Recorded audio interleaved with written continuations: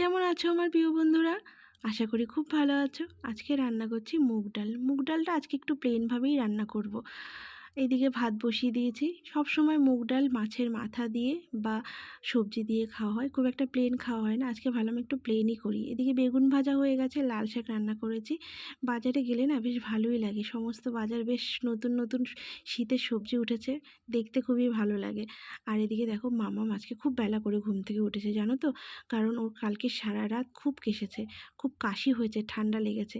আর মুখে একটুও টেস্ট নেই, একদম খেতে চাইছে না। তাই ভাবলাম আজকে একটু চিকেন করি ওর জন্য। তাই ওর বাবাকে বললাম একটু চিকেন নিয়ে আসো। এদিকে চিকেন নিয়ে এসছে আর আমি রান্না করতেও শুরু করে দিয়েছি।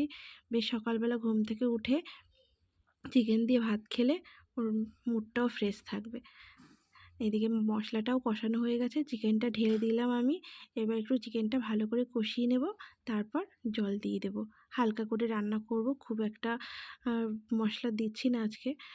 মোটামুটি একটু টমেটো পেস্ট করে দিয়েছি, হালকা একটু রসুন দিয়েছি, একটু আদা দিয়েছি, ব্যাস এতেই কাফি।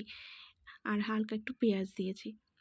দেখো একদম পাতলা ঝোল রান্না করছি। ও একটু ঝোল খেতে ভালোবাসে, আর মাংসের আলু না হলে ওর ভালো লাগে না খেতে।